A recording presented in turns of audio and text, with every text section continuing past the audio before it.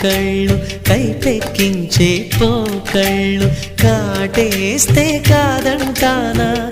ఇప్పుడైనా వయసేమైనా సొగసేమైనా మై మరపించే మనసేమైనా నవ్వు నవరాత్రి నీ కోసం తీసుకువస్తున్నా మైనా